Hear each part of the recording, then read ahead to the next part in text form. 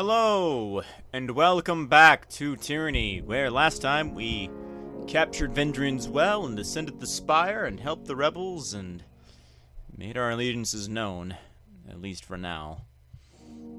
I hope you guys can hear me alright. You should be able to. If not, well, then I guess I'll have to restart, but I'm fairly certain I'm projecting well enough. So, with that being said, we're going to start by talking to a few of our friends and see what they have to say about this.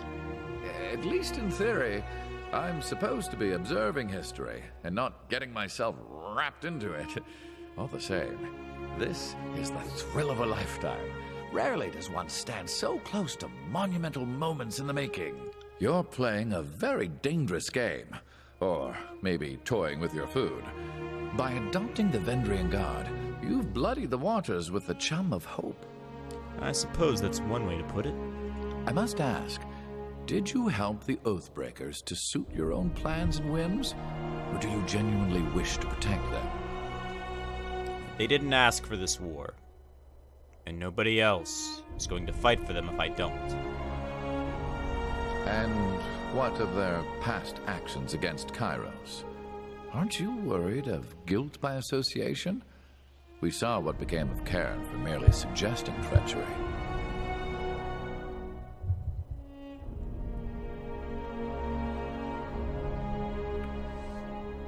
Their service to me is atonement for past transgressions, and I will waste no time on talk of bygones. We long held to the fantasy that someone would rally to our cause, but we assumed it would be our neighbors and cousins that rescued us from extinction. I'd never have guessed salvation would come from the enemy's court. Salvation can come from surprising places, Eb. Whatever you do next, consider that many eyes will be upon you. For you have both delivered and taken away the Overlord's edicts, and few will know how to make sense of the latter. You are an exception the Archons cannot afford to ignore. They will likely aim to control or destroy you. And they will fail. Have you ever heard of edicts being broken before? Most of Kairos' edicts were either worded to end in a manner of the Overlord's choosing, or the edicts have simply continued in perpetuity. That's not to say there haven't been stories of broken edicts. They're just uncommon. The oldest is, I think, Golbraith and the Edict of Sorrows, and that tale dates back to around the year 110. Aside from you, the most recent was the Edict of Twisting Grasses, back in 380. In all these stories, Kairos' edict very clearly gives its victim a single way to escape, and someone manages it. What's never happened is the pure abatement of an edict, like using a spell of warding or cancellation. That time scale. That means Kairos has been around, for hundreds of years. I wonder if they're still the same person, or if...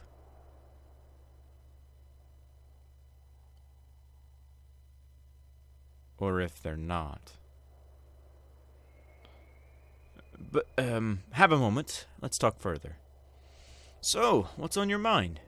Did you want to discuss matters of the present, or would you prefer a more scholarly rant? Let's discuss current matters. Of course. How can I help? Know anything about the region we're in? The spires predate us all. As far as I know, we're the only ones who've been up here since... ever? I think this might be a first. Perhaps the real Trailblazer had trouble getting down and was lost to history. Of course. How can I help? That's all for now. I need to adjust the audio.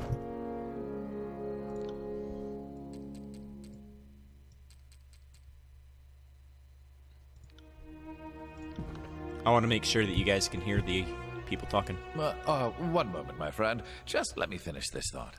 Ending his note with a flourish, Lanatry licks the tip of the quill, pausing to taste it a second and third time before tucking the pen in a holster in his sleeve.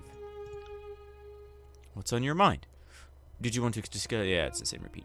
Let's discuss current matters. Of course. How can I help? What are your thoughts on our traveling associates? Are you asking for an objective assessment? Or is this your way of saying you want to gossip? Barrick, what do you make of him?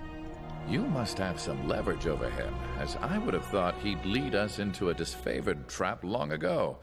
Or maybe the Legion is just that polite? I must admit, I am completely fascinated by his predicament. Ever tried diagramming the articulations of his armor? Don't. It'll only lead to madness and ruination. And thoughts on verse? I know little of swordplay, and couldn't work a curve and arrow to save my life. I can't really comment on the lady. Lady? You're just afraid to talk in front of me, clear as day. Your sweat is easier to read than your ink scribbles. No, not at all. I just don't know how to comment on a warrior's worth, that's all. Spare me your blather. Verse pauses to read Lantry's body language. Huh. Think that, do you? Didn't know you had such swollen hope for me. No need to keep secrets, Lantry. A most fascinating specimen. I think she has great potential. A dangerous amount of potential, to be blunt. The Scarlet Furies are the fighting elite of the Scarlet Chorus, and that means floating to the top of a sea of blood and chum. We should consider ourselves lucky to have her on our side, with her weapons usually pointed away from us. What do you make of Eb? Good tidecasters stay underwater. Kairos did the Tiers a favor by erasing those moon howlers from history. A shame one of them escaped justice. I like that I make you this agitated. Considering all the things that don't seem to bother you in the slightest. I'm not gonna lie. I'm kind of getting off on how much power you're giving me here. Oh, and then there's your coquettish act whenever someone calls you on your teeth. I'll be the one ready to tangle when, not if, you decide to pounce. Order. I'll not have my companions fighting one against another. I am nothing if not a semi-reliable font of knowledge. What did you want to discuss? What can you tell me about the School of Ink and Quill? You mean what's left of them? I suppose. What would you like to know? What was their core philosophy? The sages are archivists, academicians, and arcanists. Our mission is to preserve the knowledge of today for the good of tomorrow. Though we are known for our magic, few realize that most sages concern themselves with scribal work. Only a select few have the talent or focus to work the sigils. Each sage benefited from the scrolls of learning that came before him, and so each sage must repay this boon by gathering, authoring, or translating new texts to the stacks. But all that's a bit generous. It's no secret that the sages were far more happy to add knowledge than to share it. And why did they resist Kairos? Why, indeed. As historians, it is our place to document, not direct. Let others rage and resist. Ours is the duty to record. The decision to defy Kairos was not unanimous, nor one decided upon lightly. The laws of Kairos would forbid much of the knowledge contained in the Vellum Citadel. The elder sages feared, rightly perhaps, that the Overlord would put an end to our tradition of stockpiling knowledge. The Battle of the Vellum Citadel was a battle to preserve knowledge, but our actions will be remembered as treason against the will of Kairos. What about the history? The sages trace their days to a generation after Five Wives, when the first settlers moved west. The Vellum Citadel began as a scholastic retreat, slowly blossoming into the finest library in the continent across the generations. Now, I don't know about the Five Wives, so I will read this particular text block. The Five Wives is the name for both the historic landfall of seafaring human settlers in the Tiers, as well as the name of the archipelago where the first, now largely abandoned, settlements were founded.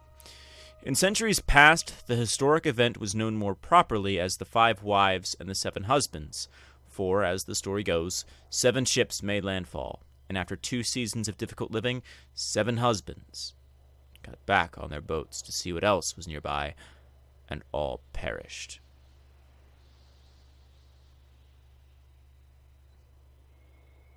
Many suggest this is just a parable to explain the gender roles of land ownership and admiralty in the Tiers, but the nobility take the origin story quite seriously, and nearly every noble house in the Tiers has a family mythology linking them back to these 5 fabled matriarchs. The centuries fly by, and suddenly, the Vellum Citadel is the definitive archive in the Tiers. The sages branched out into carrying missives for wealthy clients, training noble children to read. The peasants may have feared us, but we remained useful enough to the kings and queens of the Tiers to avoid war. Which is good. It's very good. When Kairos came to the Tiers, that's when our hubris came back to haunt us. The Elder Sages, the other Elder Sages, not I, believed our spellcraft was enough to ward off any siege.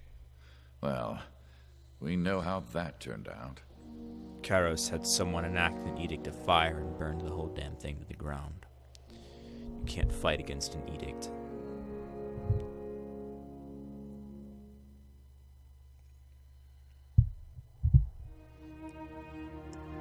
Which is partly what scares me right now, but we'll make through, won't we? What sort of sigils do you practice? Even though I already know the answer to this, because clearly they practice life and vigor. Traditionally, we use magic only so that we may observe and archive. So that means magic of concealment and protection. But, in truth, we have amassed a great wealth of knowledge. Before the Vellum Citadel fell, any given subject of magic had at least one sage practicing it. So you're admitting you had at least one agent of yours studying the magic of the Tidecasters? Well, I mean, if such information had fallen into our hands generations ago, we'd be fools not to... Not to suckle off that ill-gotten teat of knowledge? Filthy word whores of the worst degree. The Edict of Fire wasn't half of what you deserved.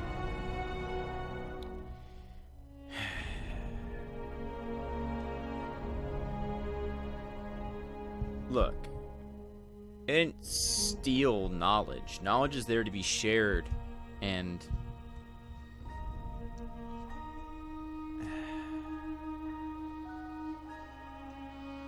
you're both fools.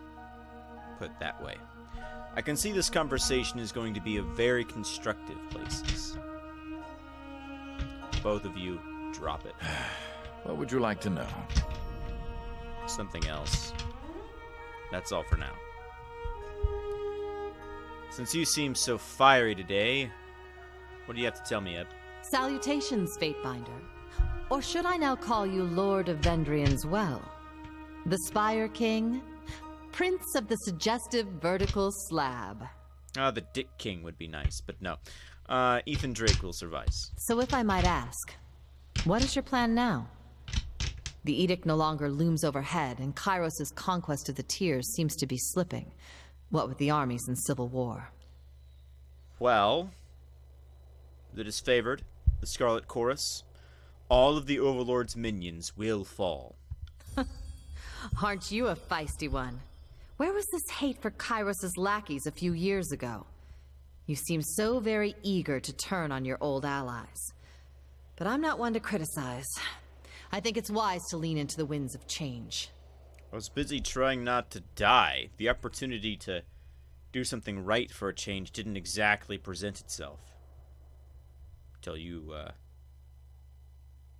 asked for my help, I suppose. I am improvising, though. Any suggestions? Well, my first suggestion would be to build a boat.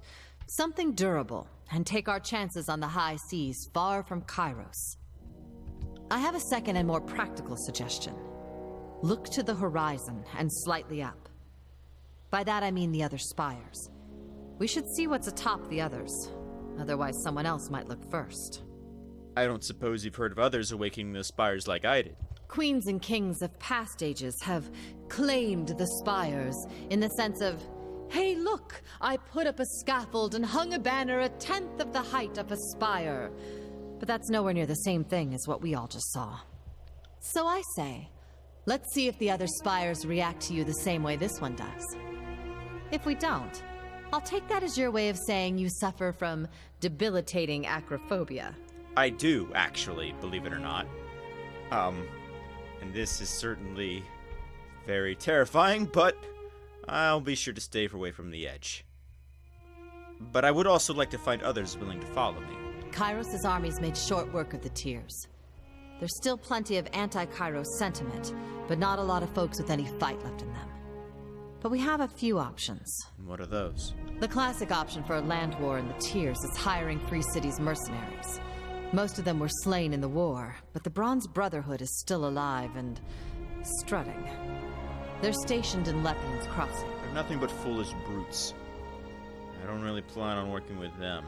They don't seem to have the interests of the people in mind, only their own pockets. The idea I was pitching to the Vendrian Guard. Let's arm every Beastman tribe that'll join us. The Stone Sea is home to a bevy of tribes that were freed during the war, and neither the Chorus nor the Disfavored can seem to tame them. I wouldn't seek to tame them, but to use them in our war? Good. The land is theirs just as much as it is ours. Although, well, first we throw off Kairos, then we deal with any potential infighting. If we really want to hate ourselves in the morning. Stalwart is pretty famous for not helping their neighbors, but also famous for being relentless at war. The Disfavored have their leadership surrounded, but the people in the storm-blasted countryside are still fighting. You don't have to tell me that twice. I unleashed the Edict of Storms upon them, and they still insist on fighting. And while I don't endorse this, I must list all the options. The School of Ink and Quill. I'm sure there's some logic to working with them, just like there's some logic in cutting off your own head to prevent all future headaches. I really don't get what your problem is with them. Like, I get that they hoard knowledge, but they don't really steal it. I mean, it's not like you have a copyright on them. There's no such thing as copyright law, as far as I'm aware, in this setting. So, I mean, like, I get you're mad that they copied the knowledge, but I mean, they're not really giving it out to anybody either. So of those options... Oh, well, no. What about less obvious options? Well, the court has a guild of mages, the Forgebound, right? They are your peers, seeing as you're all legally sworn to Tunon. Maybe you can get them to be more loyal to you than to Tunon? We could also try to drive a wedge between the Earthshakers and the Disfavored. The Disfavored are tied as family, but the Earthshakers are married in family? They were followers of Karen and got adopted in. You are right to call the Disfavored a family. We are far more than mere countrymen, and the strength of our legion is in the love we bear towards each other. Ever since the betrayal of Cairn, we have been less trusting of our arcane allies. The Earthshakers are a fickle academic bunch. Their principles align with their ambition, not the hopes of the North. I wouldn't turn down the help of these mages. If you would strengthen these petty tiersmen to the detriment of the Northern Legion, then I question your mind for tactics. Do not let your opportunism get away from you. I hit the wrong button? So if these Archon-less mages could be persuaded to rally to us, we'd tip things in our favor. Easier said than done, of course. Of those, what do you suggest first? The Bronze Brotherhood of Lepian's Crossing aren't necessarily good company, but at least it'll be quick and easy to find out where we stand with them. We can afford them or not. They'll take a contract or not. Fair point. But I should speak to Tunon. I would counsel you to do just that. I'm sure the events of Vendrian's Well are best explained from your mouth to Tunon's ears. Furthermore, I'd guess the Archon of Justice would want to know your take on the Archons and their divide. That's all for now. Well, short of Tunon giving you orders on pain of death, you have the luxury of acting on your own volition. Though the Disfavored are likely to come for you. Whatever you decide, I'm at your disposal. Your assistance will be most helpful. And I am thankful to not be a bloody pile of offal in Vendrian's Well. Life under your banner will, I'm sure, prove most interesting. We should speak further. What is it you need? For starters, matters at hand. I'm still amazed we survived the Edict of Execution. The Chorus may outnumber us, and the Disfavored seem to grow more aggressive every passing span. But we've endured our neap days. The struggle now turns in our favor. Where should we look for allies amongst the tiersmen? The classic option for... There's also... And while I don't endorse... Ask away. It repeated the same conversation, so I'm not gonna do that. Let's speak of magic. You know, I normally charge for this, but for you... Ep smiles, awaiting your query. What can you tell me about your magical tradition? Now, you know that's a very personal question. The knowledge I have is a centuries-old gift from the Archon of Tides. I would sooner discard my life than the sanctity of that gift. I will speak in generalities only. Ask. Worst I can do is not tell you. Well, how do you influence Taratha's grave? Trade secret, and not one I'm going to talk about. The School of Tides dies with me, and so too will this. And don't bother trying to change my mind on the matter. It will just get ugly quick. How do you influence ice, mist, and other forms of water? With years of training. Now look, most of those secrets have already been stolen ages ago by the sages. Doesn't mean I'm going to tell you just because the secret's already out. But it means you can go ask someone else if you really feel so entitled to know. And before you ask, I've learned plenty of knowledge stolen by the sages, but no, I don't know how to do what Eb does, magically or, otherwise. Can you teach me what you know? I suppose I am capable of it, but no. The secret of the Archon of Tides dies with me. What are your philosophical teachings of your magic? There's a question I can answer. It would surprise you little to learn that we see all things, people, wars, seasons, to be cyclical, waxing and waning with their various forms like the tides in the light of the Taratha's grave. The mind is limited. We are born and spend our lives dodging death. We all expect stories to have a beginning and an end. We assume all things start and stop just like us. In truth, all things are cycles, sometimes by matter of minutes, other by matters of years or lifetimes. In the School of Tides, we appreciate patterns of all sorts. Most are called to the depths, others find their interest skybound. Many still find the tides of human emotion and political fortunes far more intriguing than inanimate tides found in the orbits and oceans. From where do you draw your magics? The first Tidecasters were given the gift of magic by our school's founder, Occulted Jade, Archon of Tides. Though she was not of Kairos' ilk, she was as powerful as any Archon. And from her name and legacy, we can mimic the moon's pull on the seas and change the currents. And it's from her we have all these spells to turn the moon's pleasant hues into a baleful ray of searing grave light. In all these years I have not grown tired of the thrill of power. It's a rush of carnal humors every time. Light of the moon, Taratha's grave.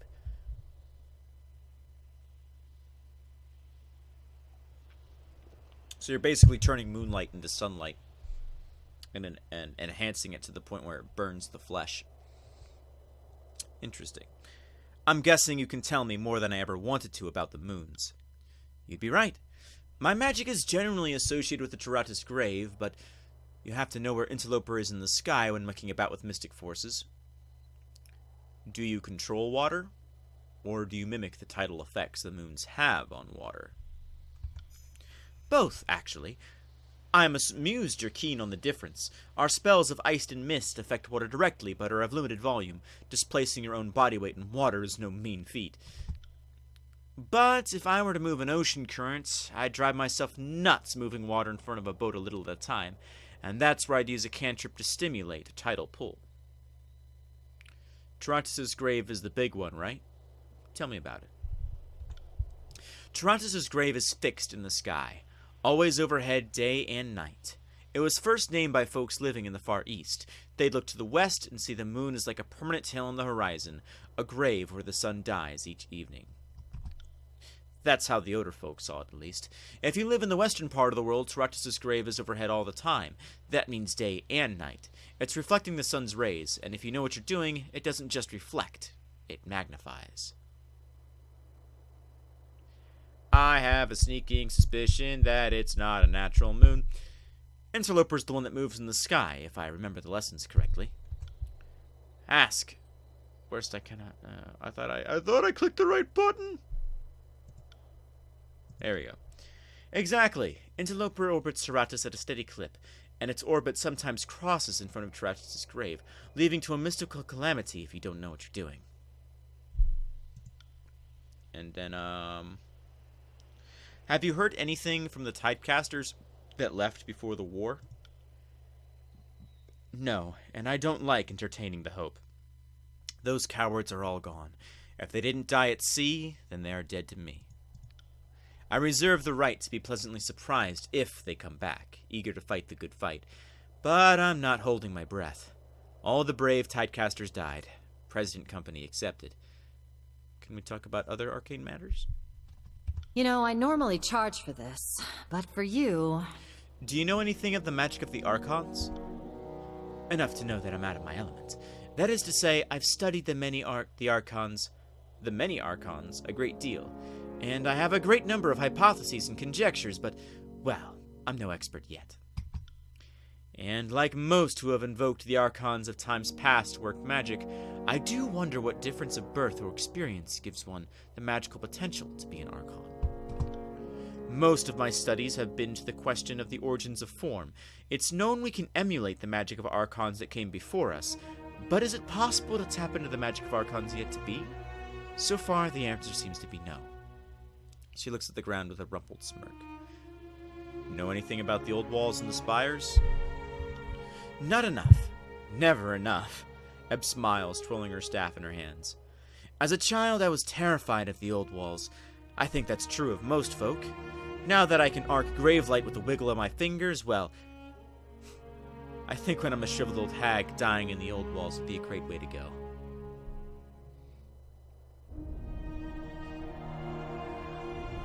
What can you tell me of the Bane? What I know is largely taken from Master Cambrel's work and some near-fatal experience venturing close to the old walls. As best I understand it, the Banes are bits of magical will that have an extended life of their own. I'm of the belief that they nest or reproduce in the old walls, the only place you regularly find them. Our magic attracts the Bane, that much I know to be true firsthand. Again, this is a personal theory, but I'm guessing they eat or drink magic, so our spells are invitations to dine. Let's change the subject. Ask away. What of yourself? What would you like to know? What about your name? Well, I was born Hazen Lavenia, but for most of my life, and I suppose for all the days after, I'm known and will always be known as Ep. Tidecaster Ep, for those trying to be obsequious. I've also probably used a bunch of aliases that are going to haunt me at some point. Hazen. Didn't realize you were nobility. I know, I dress myself and cook my own food. So misleading. Mother was a magistrate of Ardent.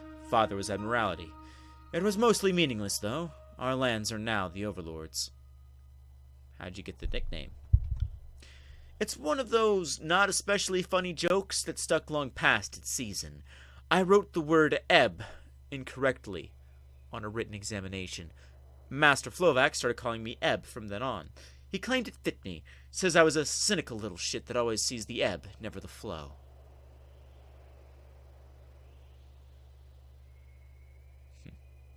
Let's change the subject. Did you always want to be a tidecaster? So when I was a little girl, what I really wanted to be was a marine, the burly bitch at the pro of a trimeme.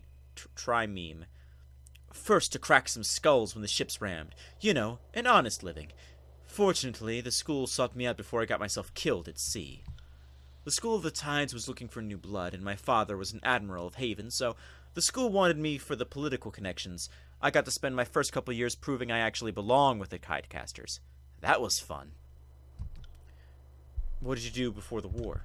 My husband was born in Ep6, and he left his prosperous lands to be with me. So when the nest was empty, it seemed right to leave my homeland and see his side of the tears. We had a year and a bit to ourselves before the war upturned things. We saw all of Ep6. I took 'em along all my old sailing routes along the Five Wives and Sunder. Those were good times. Then came the war, and, well, I learned I would be one of the last Tearsmen to live free of Kairos. Ever since then, I think Oathbreaker has technically become my chosen profession. What would you like to know? Tell me about your family. Trying to salt old wounds? They're all gone, but if you really care to know, I had a husband, 3 kids, siblings I didn't hate. Every family has its troubles. I was lucky that awkward and stilted dinner banter was the worth of it. Tell me about your husband. Pellux Aldenos and I were married in 410. Aldenos was a Falksman of the Vendrian Guard back before they were starving partisans, but I saw him more as a carpenter. Woodworking was just a hobby of his, but my fondest memories are of him trying to shape something and me making stupid jokes about the firmness of his materials. What became of him? He perished at the Gate of Judgment. I saw him die.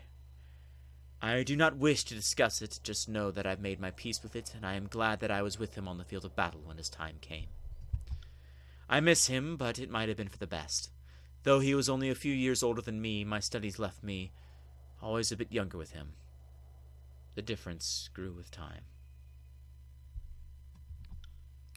Aldenos was slowing down and half figured the Gate of Judgment would be his last battle. If anything, he got the death he wanted. So in that sense, I'm very happy for him. What of your children? There were twins, Denevor and Lorma, then my youngest son, Akamus. Aldenos wanted more, but I was nearing the end of my trials at the School of Tides. Dueling with lethal magics is a terrible idea when with child. Denevor and Lorma followed my husband's trade and took to the Fox. Akadamus liked the harp more than most people. Can't blame him one bit. I made sure my children could read, and I'm damn proud of that fact. Probably the only thing I did right. What became of the twins? Well, they died at the Gates of Judgment, or at least Drevenor did, run through by a disfavored spear. Lorma was at the battle, but I don't know what became of her. My fear is that she's been recruited by the chorus. Perhaps she has a new name, if she is still alive. There were the twins, and my young... it's repeats. What became of the youngest? Well, without Drenvor and Lorma, Akadamus, well, he never quite... Well, he took his own life in 430. Ep shrugs, her eyes glancing far away. I should have put him on a trimee and showed him out onto the high seas. He did not ask for birth, nor did I prepare him for the bitterness that life would offer. I'm sorry for your loss. Spare me this sorrow. We've all lost family to Kairos. I just lost 2 in battle, but even then I'm hardly unique. What of the rest of your family? Well, my family's Haven folk through and through. My mother prided herself on being descended from a Hazen Rabbin, one of the few founding magistrates of the city Ardent. She looks to the side, her mouth twisting in thought.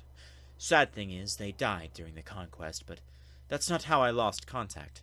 I lost contact because magic and travel became my life. I had plenty of time to get to know them as an adult, but I simply missed it. But that one's my fault. I can't rightly blame Kairos for everything. You don't seem all that troubled. Well, I'm an accomplished liar, but I've no need to spin a tale about any of this. My husband, most of my kids, my parents. Kairos' thugs took them all. If I don't seem broken up, it's because I'm not. I don't feel such things anymore. You sign your magic with a great deal of anger. I like to think of it more as well-refined rage. But amusing you noticed it all the same. Hate is akin to an acid, a poison of the heart that consumes most from within. And like any fluid, if you know how to hold it, you can apply it. It's a trick of the trade, I suppose. One's surges and dry spells of emotion are no different than the rhythms of the waves. There's a shared logic to taming both. Sadness, mania, rage. I suppose I have these things. But they're just humors in the blood to be pushed, needed, and restrained as the situation demands. Understood. How did you fall in with the guard? In times past, folks of Ep6 would run us out of town if they saw 2 or more tidecasters congregating. But war makes one strange bedfellows. To the guard's credit, they knew they had to rely on their neighbors. I only wished more joined the cause, and sooner. It's to my shame that many of my peers were cowards. If the whole school had met the enemy as a unified force, well, best not to overthink it. Why were they reluctant to fight? Too much navel-gazing, not enough vitriol, or that's my guess. A century of relative peace and calm, and we had become a guild of too many musicians and poets. the people of Ep6 were hostile, why come to their aid? Though the School of Tides has no official claim to the land, we consider Vendrian's Well to be something of the sacred realm. It's more a landlocked circle of mountains. It's sort of a big bowl of peculiar waterways. Besides, my late husband was from Apex. I knew he'd have joined the guard and he had lived long enough, so I needed to honor his passion and do this for him. Ask away. I have questions about the tiers. We all know how to swim, and we all know how to fight. Most Northmen are lucky to make half that boast. What would you like to know? I'm curious about the people. Nah, I'll do all this later. I think Ask away. I need to go and talk to Tunon. So I'm just going to leave this with, what do you think about our traveling companions? What do you make of Barrick? My one concern with Barrick is that he's still loyal to Graven Ash, and not to you. Barrick seems steadfast, faithful, and dependable. But if it comes down to you versus Graven Ash, therein lies the test. If it weren't a tactical asset, it'd be fun to try and pry him out of that suit. Curious to see if his midsection is as strong, firm, and taut as I imagined it should be. You getting a little horny for some Barrick? We should consider ourselves fortunate that one of the most deadly members of the Scarlet Furies considers you a suitable gang leader. That said, I think her involvement with you is entirely suspect. I would wager good money the voices of Neratis listening through her, or perhaps seeing what she sees. What about Lanatry? I already know you hate him, obviously, but... Probably the only word thief I haven't wanted to dismember. Him? I'd merely flay with an ice knife. The Wandering Scholar thing seems to be an act. It's always an act with sages. Always pretending to know less than they really do. I'm sure he's got 1,000 reasons for why he's not like them or more trustworthy than the rest, but I know his type, and so I don't trust him. Aw, that's high praise coming from you. I'm going to take this staff and repeatedly jam it into your backside until you prolapse. Ah, just like that. Balance is restored to all known existence. You had me worried there. That's it. Let's Ask get away. on the road. Let's get on the road. Ask away. I will go and do some stuff now. Like killing some people, but first I gotta talk to Verse. So, the Scarlet Chorus and Disfavored are at each other's throats. Can't say I didn't see that coming, but the Archons might have waited until one war was over before they started another. Do you think I made the right decision? Fighting with the rebels? I'm sure Tunon didn't see that one coming when he dispatched you to help break the siege. Who can say? War is all about compromising your morals, deciding who lives and dies. What seems like a mistake turns into your greatest call down the road. I'll say this much, our time together is anything but dull. My blades are yours for as long as you'll have me. Then let's be off. I will have more conversations with him and companions later, but I'm eager for some action, and my time is limited. On closer inspection, a series of symbols carved around the base of the structure comes into view. One symbol pulses the blue-white glow. The pattern resembles the glowing lines of light seen at the floor of Ascension Hall moments before you found yourself transported above the clouds. As you stare at the symbol, the chill of the wind abates, and your chest swells with warmth. The air finally feels welcoming, your lungs sated at last. I would be careful going any closer. This whole tower is humming with energies that we don't fully understand. Lanatry holds his quill poised above a sheet of parchment with anticipation. Now, I didn't say stay back away. Let's just find out what it does. Just be cautious. You staked your claim on the tower and anything in it. Whatever that sculpture is, it belongs to you. I can feel power running through this place. Eb surveys the surroundings, her gaze sweeping to the object at the center. You can sense the magic of the spire even from down below, but up here, this close to the axis of the spire, the deluge of energy is numbing. Touch it! Ooh, there's runes on the side. I didn't notice any of those. I should have seen that earlier. The stone is smooth and cool to the touch. Marbling patterns move with the curves of the sculpture, looking more akin to veins than imperfection. Well, that didn't feel good. Then imperfections of rock. You can't find a single marking to suggest an artisan's tool. As you're about to draw your finger away, you feel a sudden return pressure on your fingertip as the sculpture touches you back. The sculpture is once again still. There is a rush of warmth through your body, a jolt of inveneration that steadies your balance. A barrage of tactile sensation floods your mind as you feel footsteps and wind, but not on your face or your limbs. A moment later, the flood of information begins to make sense. You are feeling the wind against the spire, and even the weight of your own feet, as if the spire were a second spine. With this connection made, you feel your awareness pull from this place, not as a traveler, but as one glimpsing the world from impossibly far away. In this moment, there is nothing you cannot see, though you see it nearly all at once in a flood of sensation that is difficult to parse. You see a spire at the crossing of an ancient stone structure, 2 walls extending off into the distance. At the base of this internal spire, settlers and merchants act in every way unconcerned, toiling under the observation of unforgiving taskmasters. As the shadow of the spire falls over them, the mood changes. The settlers pause in shared unease and look up at the sky, towards you. Though you have not seen it in person, you are certain this is a vision of Lethian's Crossing, for nowhere else are the Tearsmen brave or desperate enough to settle at the intersection of a bane-ridden old wall. Near this settlement built at the joining of the ancient walls, you see a breach in the massive masonry, a cleft into the forbidden, hidden realm within the old walls. Drift closer to the spire. The spire feels similar to the one you now occupy, though instead of radiating arcane life, it reeks of dust and crumbling stone. A branch withering once pulled from its tree. It reaches for you with a barely perceptible tug. Drift towards the entrance. Shadows envelop you, muting all sound and vision with slight delay. There is a feeling of perversion, of wrongness. Whatever arcane power is allowing your senses to drift free from your body seems to falter in this place. Figures haunt the stone halls, drifting emanations of cloud, claw, and fang. They pay you no heed, but you fear them all the same. In the depths of this forbidden place, the deepest chamber is bathed in light. An arcane symbol illuminates the floor, though the details hurt your eyes when you focus. With a gentle tug, your focus pulls you back to a new horizon, although it takes you a moment to recognize it as Vendrian's well.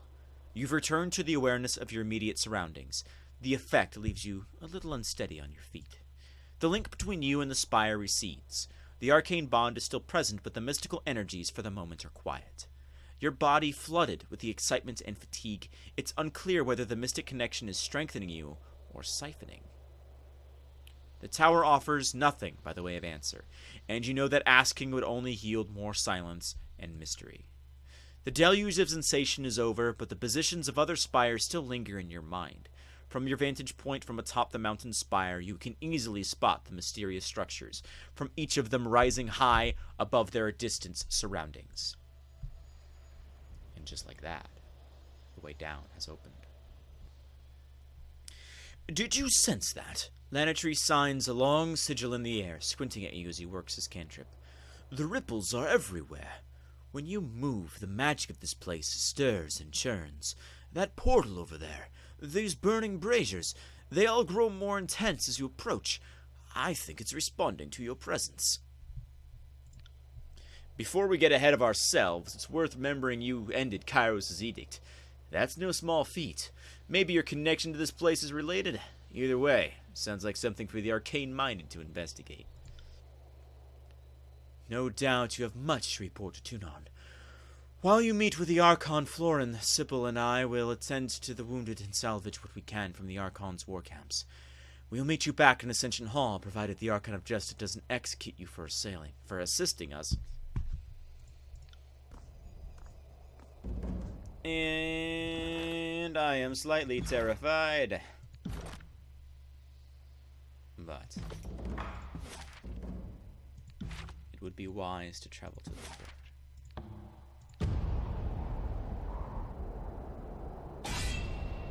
Ambushed by mercenaries who are fucking idiots. Also, I think I'm heading towards Lethian's Crossing.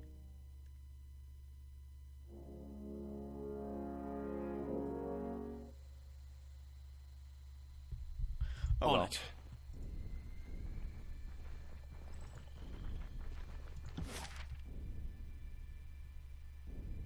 You know, I was definitely heading the wrong way.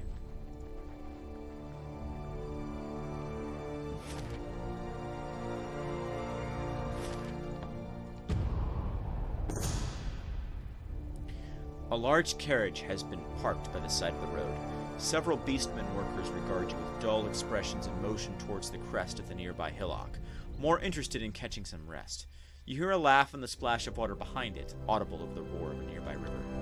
As you approach the bank, you see two figures in the water bathing themselves. On the shore, a tall man draped in fine fabrics takes notice of you and lets out a piercing whistle. A well-muscled man and a curvaceous woman rush out of the stream in response, wrapping themselves in thick robes. The tall man greets you with an exaggerated bow and explains that he is a pleasure provider of the internet variety. He gestures to the pair, both of whom are strikingly attractive, and asks if you're in the mood to partake.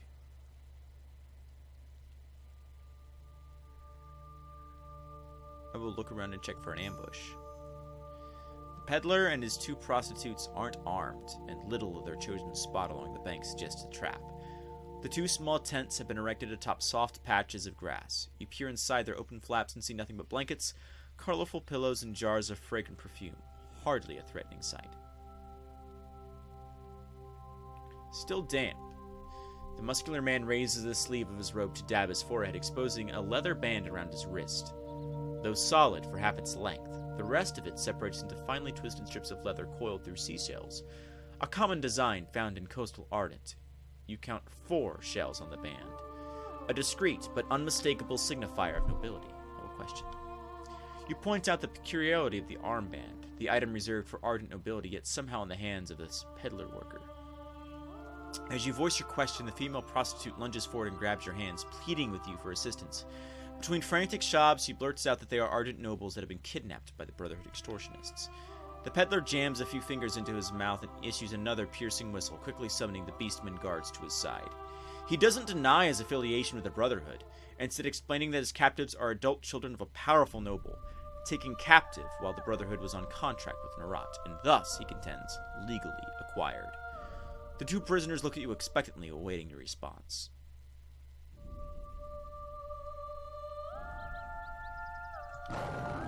You declare that the flesh peddler is guilty of various transgressions against Kairos' law, though kidnapping is all that's needed to justify his death. The agent grabs a heavy blade and shouts for his beastmen slaves to fight. The trio are well coordinated and surprisingly skilled, and though you ultimately subdue them, you do not do so without injury.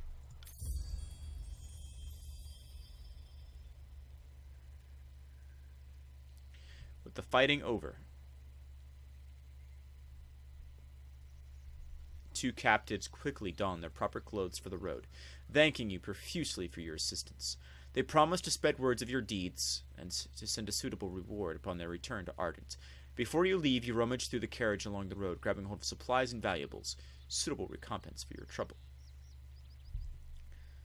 The Unbroken and the Guard like what I do.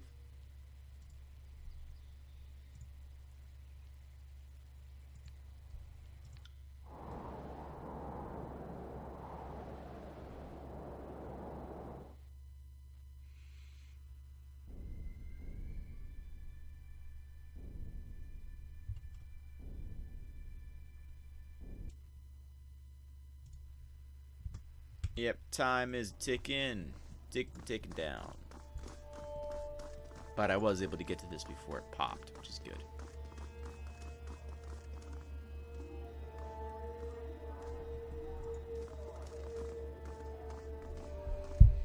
Tunon! You call yourselves officers of Kairos' army, but your conduct falls short of my expectations.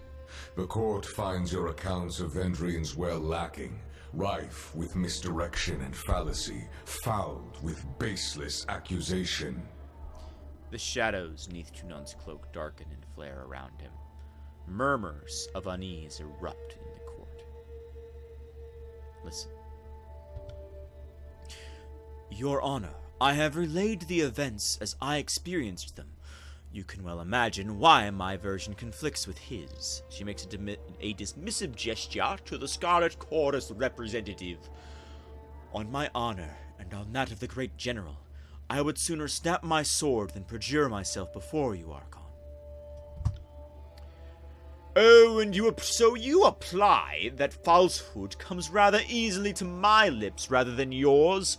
You're a fool if you believe the Archon of Justice won't see through your lies because the disfavored think themselves better than an honest gang. Silence. The contradictions in your statements will be examined, and falsities threshed from truths. If we find you have perjured yourselves, Bled and Mark will see to your fate. The Archon turns, and you can feel his gaze upon you, and my heart sinks slightly as fear wells through within my veins. Fatebinder, we will start with the matter of the Archons. Graven Ash and the Voices of Nerat have declared war upon each other. In addition to violating Kairos' peace, they have thrown the conquest of the Tears into disarray. By all accounts, these hostilities began shortly after your arrival. Tell us what transpired. The Archons could not agree on who should lead the siege and descended into accusations of treachery. It seemed a mutual spat. The disfavored were more deserving of the honor. Our tactics and training outmatched the guard at every turn. What balderdash. The disfavored couldn't tip over a straw hut if they had a week to strategize. Our howling mob was better equipped to overwhelm the guard. Our recruits were ready to throw themselves at the enemy, if only Ash and his legion would agree to a plan. The Fatebinder presents testimony. I warn you both against speaking out of turn. Something more than a mere disagreement unraveled this campaign. But I will return to that in time. Let us speak of Ascension Hall. We have heard troubling accounts of your actions, including claims that you worked with the Oathbreakers known as the Vendrian Guard. I took the Citadel for Kairos. As you say, and yet that was not evident from your actions. All accounts claim that you sided with the Oathbreakers. This would be the very definition of working against the Overlord's wishes. Enlighten the court. How is this not treason? I have two options here. I can either say if my actions were not true, they would not have satisfied the edict, and I can also say getting the Oathbreakers on my side was simply a means of mitigating the losses. I will do lore, because Ethan's more of a lore boy than a subterfuge boy. Continue.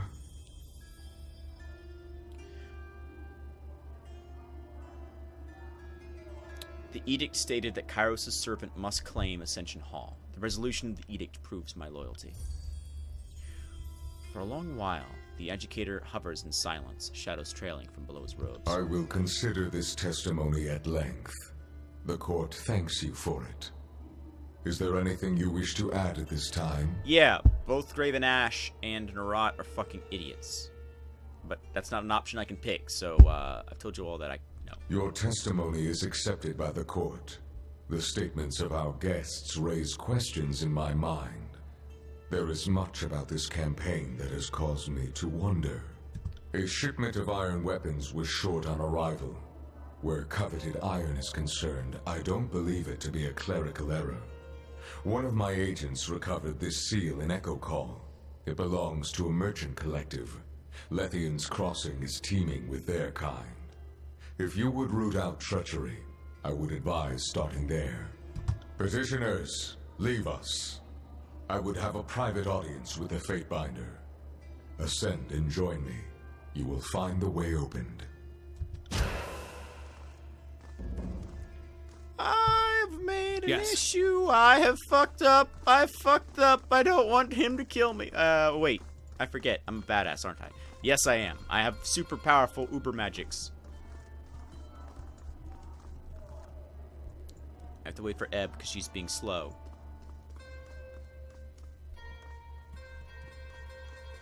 On it.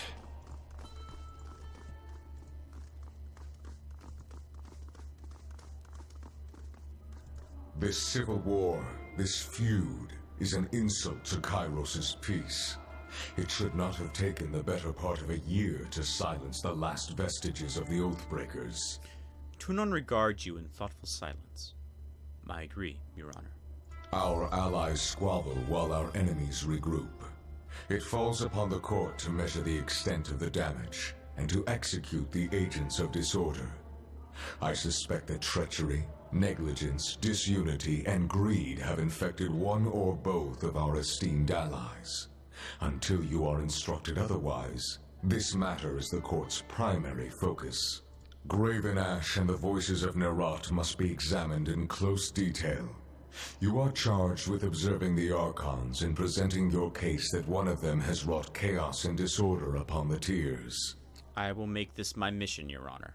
As always, you will be held accountable for what you do in the court's name. But you are free to conduct your investigation in the manner of your choosing. You must expect lies, misdirection, and manipulation. Suffer not such obstructions of justice. At first, we were not amused by your alliance with the Tiersmen, but there is a logic, a pragmatism to the situation that we are willing to entertain. You deputized our enemies to bring order out of chaos. Of course, Your Honor. That's exactly why I did it. So long as you keep them on a tight leash, we will permit this union to continue under your auspices. The opportunity to bring peace through collaboration rather than warfare is one we shouldn't ignore. But if these Oathbreakers trust you, then take advantage of the connection. If indeed Graven Ash or the voices of Nerat conspire with our enemies, this would explain much of the events in Vendrian's Well and the feud ignited therein. I will speak with them and learn what they know. Be careful that you don't invite them too closely into your confidence. I would not empower the rabble by sending a servant of the court to do their bidding. Ensure that your objectives come first in all things. Totally. You see the nobles milling about this court. You hear the anxiety and uncertainty of a conquered people. Day and night I audience declarations of fealty to curry favor. What you don't see are the dungeons beneath the court, and the hundreds of Tiersmen who strained against Kairos' rule. I warrant that your Oathbreaker allies know a few of them, whether by blood or by allegiance. Let it be known that their lives are forfeit to the court's mercy, and any action meant to shatter what order we have established will be met with the swiftest reprisal. Blood will flow through these halls. Is that clear? Absolutely, Your Honor. I'm glad we understand each other. Be sure your new friends understand as well. Do not toy with the locals. Subjugate them if they will serve. Destroy them if they have exhausted their usefulness. I will not permit them to vanish into the tiers, there to gather strength with renewed defiance for the Overlord. Your fellow Fatebinders have been busy acting as my eyes and ears. I have a few leads for you to follow. You should, of course, speak with your brothers and sisters of the court if you need further counsel. Though the disfavored were triumphant in the Blade Grave, I understand that their troubles within the region are unfinished. Talk to the disfavored commanders serving in the Blade Grave. Perhaps they can shine some light on the origins of this feud. There is a final matter to discuss. A sensitive topic. Though it is impossible to gauge from his expression, Tunon seems more wary than usual. What concerns you, Your Honor? In spite of the many shortcomings at Vendrian's Well, you managed to make a name for yourself. You proclaimed an Edict of Kairos, resolved its demanding conditions, and ascended the mountain spire. Yeah.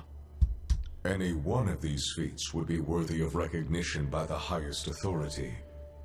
You managed to accomplish 3. I am in the privileged position to accomplish incredible deeds. It pleases me that you grasp your role, as long as you temper it with a sense of duty. Whether by design or by accident, you have captured the attention of Kairos' army and the local tiersmen alike. This is no small opportunity, and the court charges you with exploiting your new standing to its fullest potential. You have a title in our hierarchy. However, it's a little-known secret that one's standing in the world is determined by their infamy, their deeds, and how they come to be known. Mind this notion as you bring justice to this lawless frontier. There may come a time when your deeds speak for you louder than any title. Indeed. That's what I'm counting on, Your Honor. Whatever you did to capture the attention of the masses at Vendrian's Well, I would encourage you to do so again. Understood. I will be known as a champion of justice. Good. It falls to us to set a new standard for these southern barbarians. Now, what I mean by that's probably not what Tunon wants, but hey. You are dismissed. Should the court have need of your presence, you will receive word.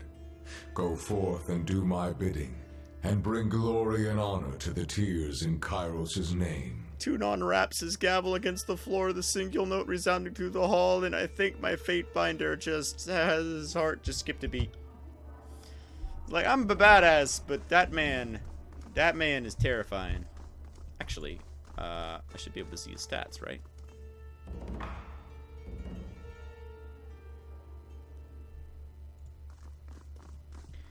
Well, my timer went off, which means it's approximately been an hour, so it's time to end this one. Lot of lore dump. There'll be a little bit more lore dump next episode, then maybe we'll get to some actual, fighting and stuff. So I will see you guys in the next one, as usual. If you enjoy these videos, like them, subscribe them. If you have questions, comments, concerns, leave them in the comments, as appropriately. I do have another project, which I would like to inform you of, although if you saw the last couple of videos, you are aware of it. It is We Play RPGs. It is on Patreon. I shall have the link in the description. It's also on Google Play. Well, we have a Patreon, and then it's also on Google Play and the Apple Store and a few other platforms. We do have a website as well. I will link the website, and I shall link the Patreon in the description. I play a Dragonborn, a warlock, known as Rovarth Mirax, whose patron is a slumbering dragon. It's pretty fun. Good times, good times. So, with that, I will leave you all until the next one.